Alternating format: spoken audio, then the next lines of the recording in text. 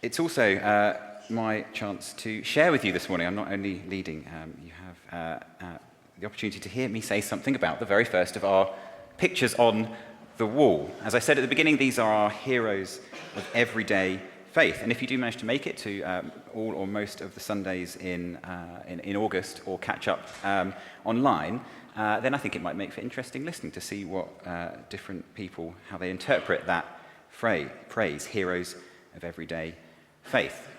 So when I started thinking about this, actually to begin with, I didn't really know who I was going to choose. But I did I had a sort of eureka moment, suddenly hit me, and it was sort of staring me in the face, I suppose. It was an obvious choice. But it was surprising to me who I chose because I've been familiar with his work for many, many years, for most of my life probably, but I'd never really thought of him in light of his Christian faith. It hadn't been something I'd ever really thought about. But that's what I would like to delve into a little bit this morning. So I don't know whether you saw the slide at the beginning or not, but our first picture is J.R.R. Tolkien. Many of you, I'm sure, will recognize the name as the author of The Hobbit and also the Lord of the Rings books, which has since spanned an ever-growing fantasy universe of all sorts of things that should come out of that. A little bit of background, just first of all.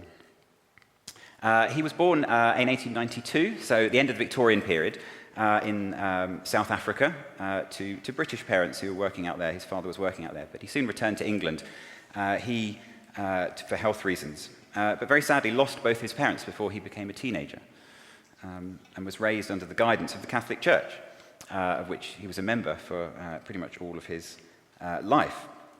As an older teenager, at the age of 17 or 18, he worked very, very hard to try and gain a scholarship to Oxford University. He did fail first time round because he fell in love with his future wife and got distracted. But his guardian, who at the time was a Catholic priest, made him promise that he would not see or write to communicate with this young woman until he was 21. And he kept that promise. Not a letter, not a meeting. He passed his exams, studied, and then on his 21st birthday, he wrote her a letter. They met up. She was engaged to another man by this point. We don't know what happened in that conversation, but the long and the short of it is that they did get married in the end and had a long and happy life together. He then joined the army. So this is World War I is raging, and he goes and fights in the trenches for, I can't remember if it was months or years, but he was there and he got very ill. He was quite seriously ill to the extent that he was sent home and didn't end up going back to fight on the front lines again, but had some terrible experiences, as so many soldiers did, in the trenches of Belgium and France. But after that, really, he had a very long career as an academic and a lecturer. So he worked first at Leeds University, then back at Oxford, where he was Professor of Anglo-Saxon. That was his job title for most of his life. And he was a real lover of languages, a real lover of words. He, like many people at the time, 100 years ago, he grew up studying Latin and ancient Greek. That was his main focus. But under his own admission, he got distracted and taught himself Anglo-Saxon. So think William the Conqueror, Battle of Hastings, Harold Godwinson. He taught himself Anglo-Saxon, Gothic, Old Norse, Icelandic, medieval Welsh, Finnish. He had a good working knowledge of Hebrew as well, because in later life he translated the book of Jonah for a new translation. He had a good, reasonable knowledge of many modern languages as well, European languages. And then if you add in all the languages that he made up in his books, probably 24 is not an exaggeration. And he loved these languages mainly because, just because of the way they were. As you get from that list, you're all sitting there thinking, well, what use is Anglo-Saxon, Gothic, and medieval Welsh? You haven't got anybody to speak to. And he perfectly understood that. He loved them because of their own beauty, their own aesthetic pleasure. He was almost a lifelong Catholic. He was a lifelong Christian. He converted with his mother about the age of 8 or 9. And he had a very active life of faith in Oxford, where he lived for most of his life. And there's a very, very close tie between his faith and between his creative work. And actually thinking about this it's been really interesting and enlightening for me.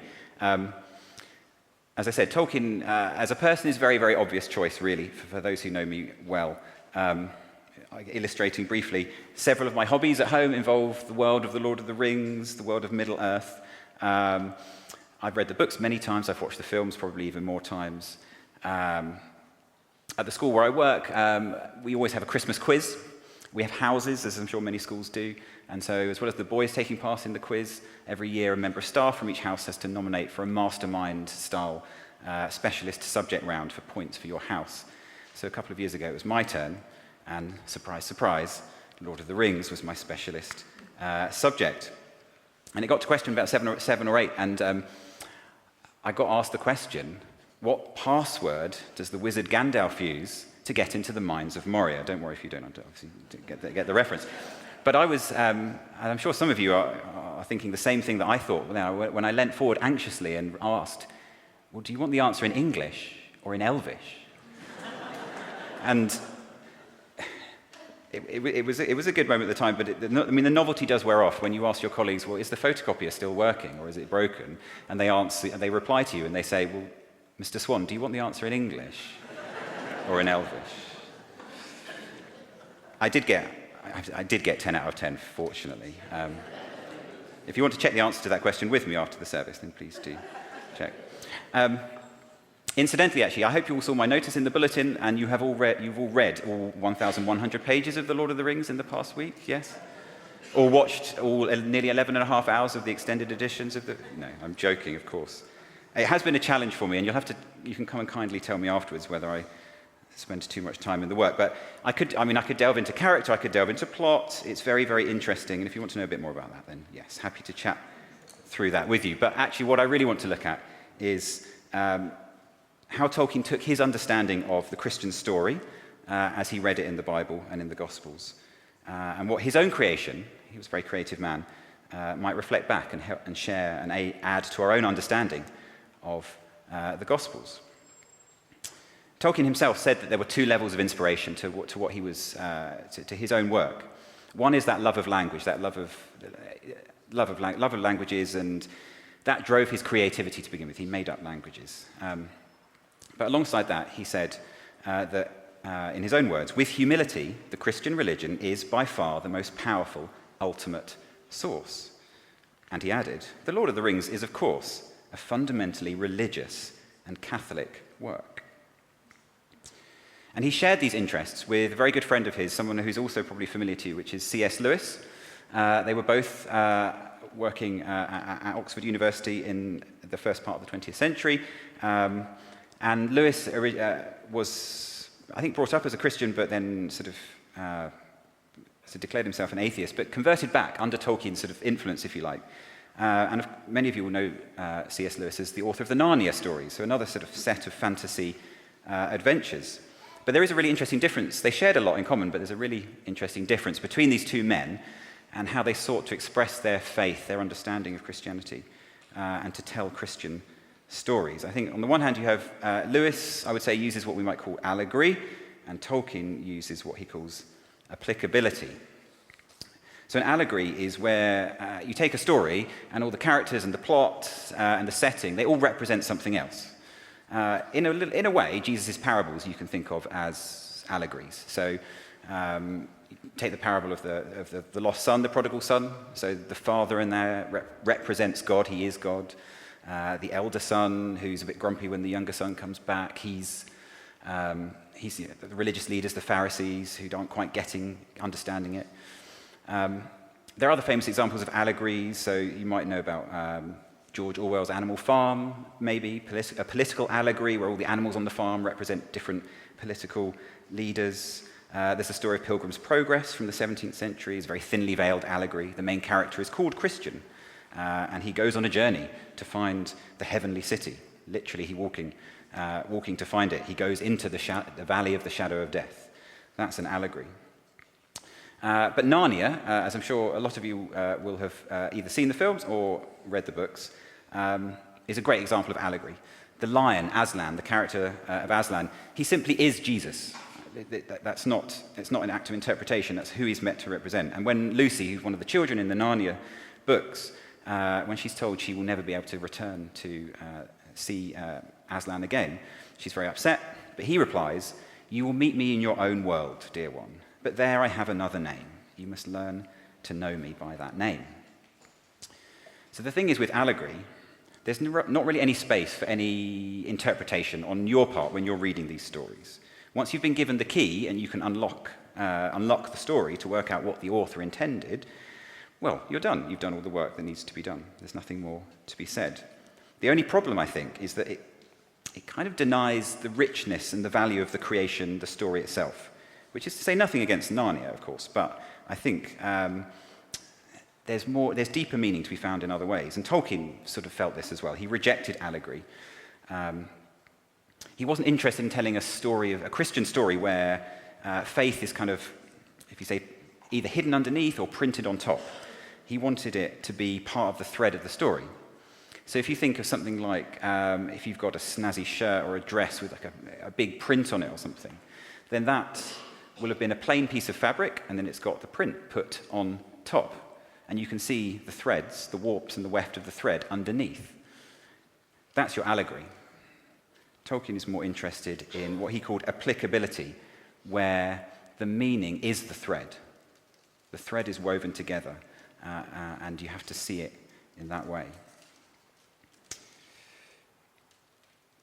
But despite this difference in their writings and their creativity, they did share one impulse which led them both to write, which is partly their faith. But it was recorded by actually C.S. Lewis's stepson. He said the following about their discussions together. Tolkien and Lewis seem to have talked about the children's literature of the late 1940s and early 1950s with dismay, finding nothing that they would have enjoyed as children or even could enjoy as adults. High adventure, chivalry, personal responsibility, personal commitment, duty, honor, courtesy, and honesty all seem to have been dismissed as out of date or passé. Jack, that's C.S. Lewis, and Tolkien both agreed that such virtues were essential to human civilization and decided that they themselves had better have a try at writing about them. So they did. So those qualities that were mentioned in that list, they're not specifically Christian qualities. You don't have to, of course, to be a Christian to exhibit them. But I mention that because I think there are, in Tolkien's work, there are some absolutes. There are some non-negotiables about his understanding of this world and his world. Things that can't change. And why can't they change? Because ultimately, they stem from God. We read in 1 John chapter 1, God is light, and in him is no darkness at all. And from him, in James chapter 1, comes every good endowment and every perfect gift.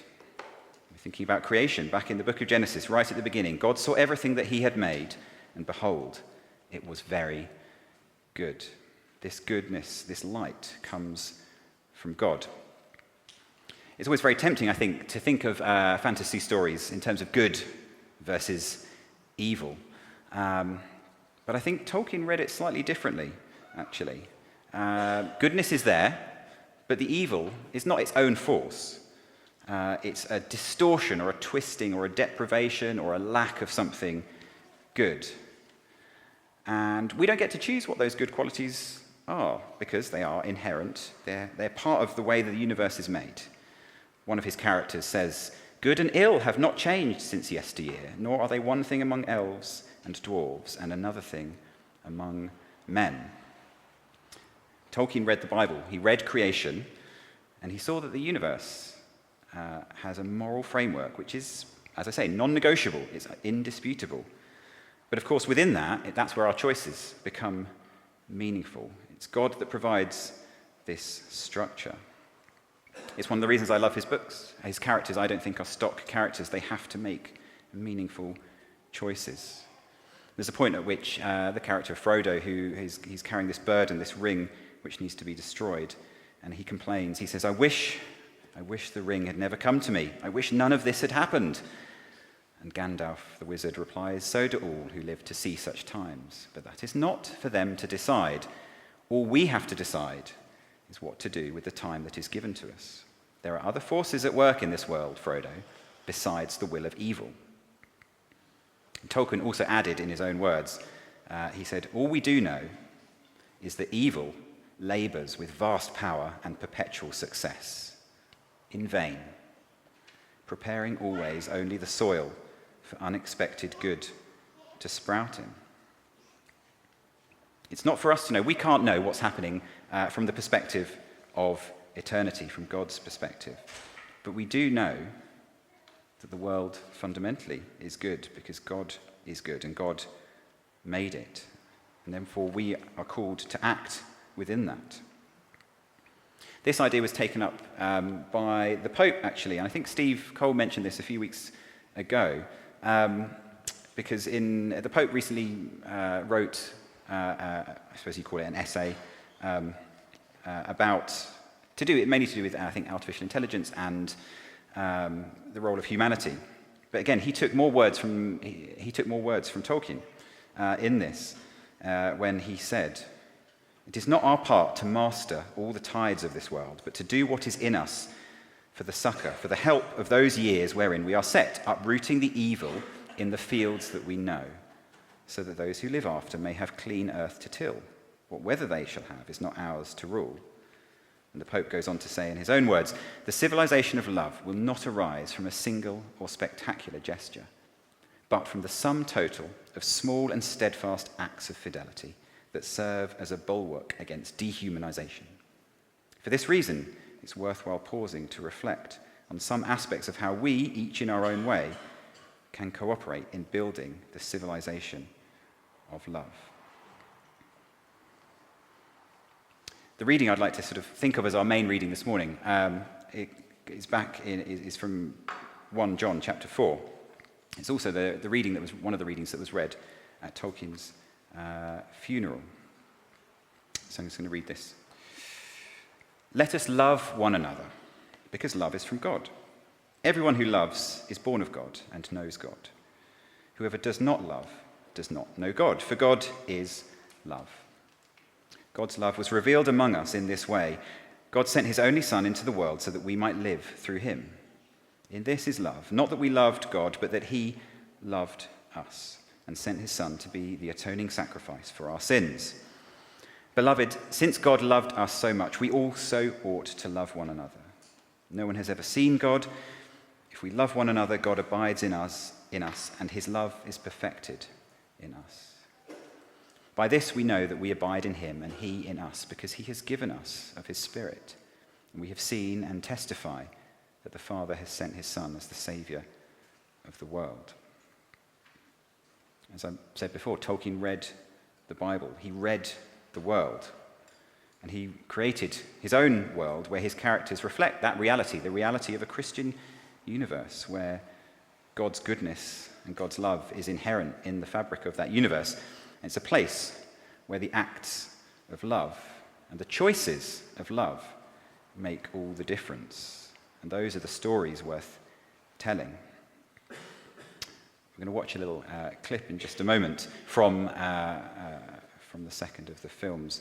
That character, Frodo, he's succumbing to the burden of this ring that he's carrying. He has to destroy it. But he's succumbing to the great temptation that it bears, but he's fortunately in this moment saved by his companion and great friend Sam. Let's watch. There's some good in this world. There are tales which really mean something. Why? Because for Tolkien, they reflect the fabric of creation. They reflect God's love. And they reflect the story of the Gospels. As I mentioned earlier, Tolkien was instrumental in bringing to faith his friend C.S. Lewis. And it was Tolkien's way of looking at the world as a story, if you like, that enabled Lewis to take that step. There were these tales that really mattered. Tolkien uses the phrase myth woven to describe this.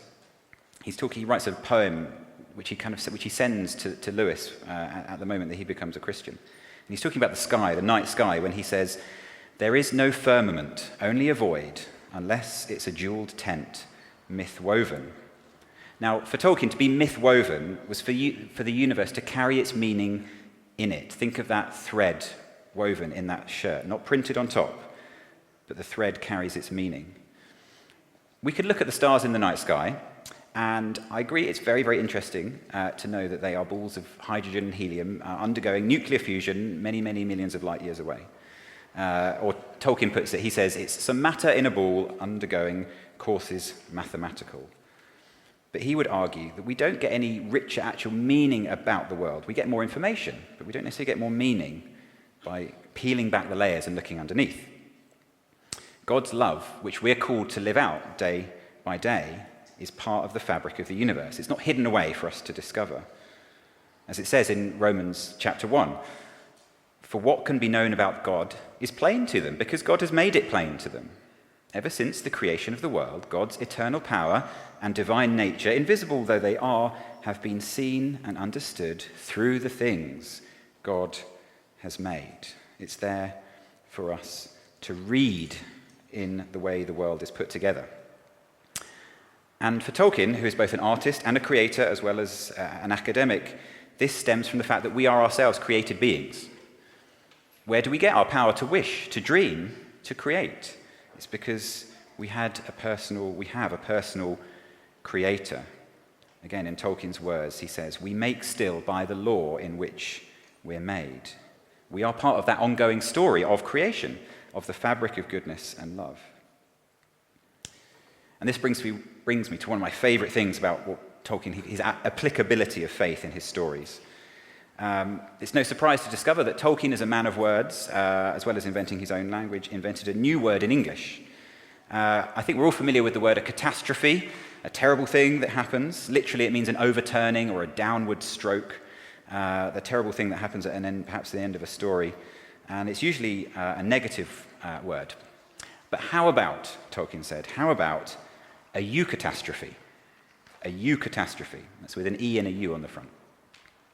It works in the same way as a eulogy, yes, if you speak well of someone at a funeral, or a euphemism, when we say that, oh yes, he's been let go, rather than fired.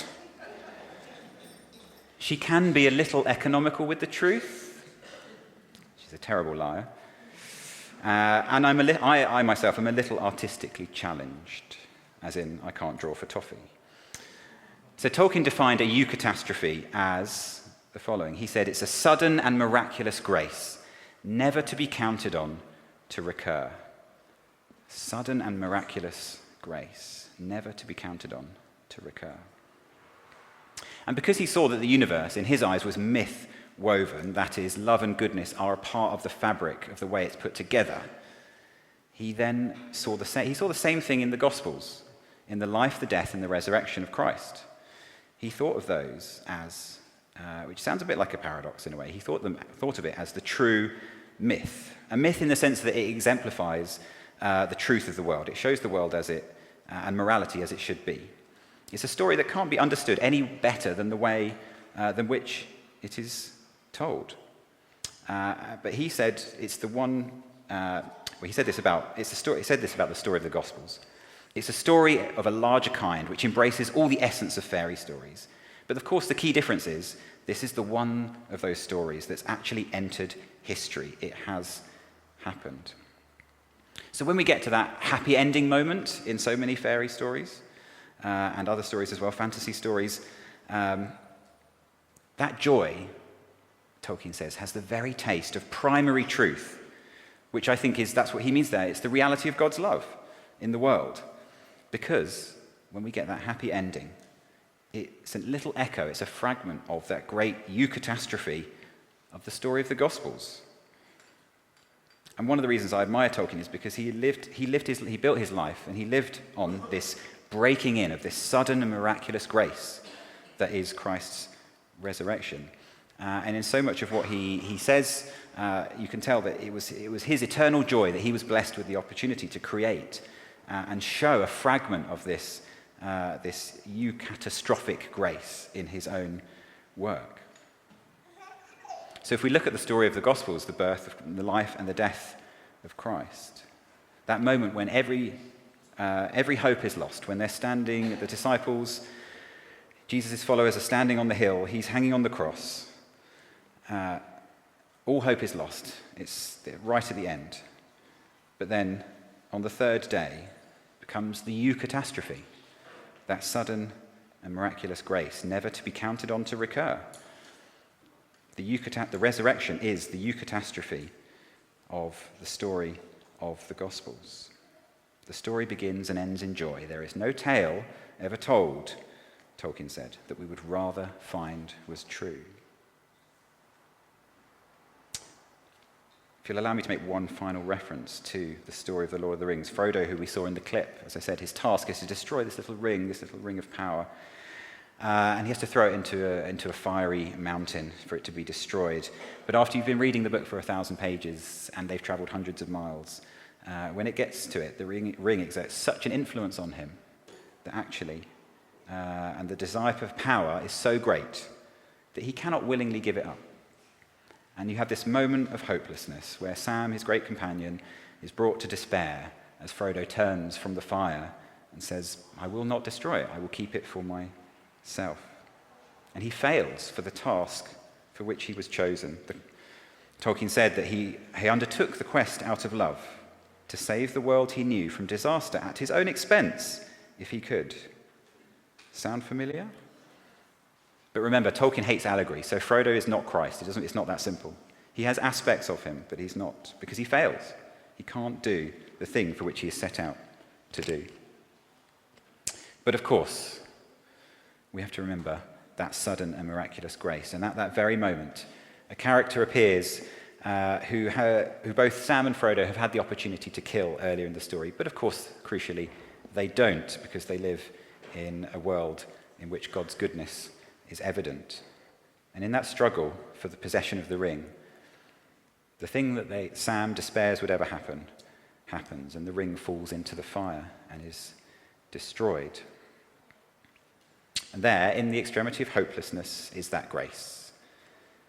It's because there is death, because there is tragedy and suffering and pain in the long defeat of this life, that sudden and miraculous grace of the eucatastrophe, that sudden overturning, that happy ending of Christ's resurrection, causes, in Tolkien's words, a catch of the breath, a beat and lifting of the heart, near to, or indeed accompanied by tears. A story that's both painful and yet joyful. There's a moment when they're celebrating right at the end, which I read and I thought it could just be a little bit like the disciples in the upper room not believing what they're seeing. They're celebrating after their great victory. And all the host laughed and wept, and in the midst of their merriment and tears, the clear voice of the minstrel rose like silver and gold, and all men were hushed.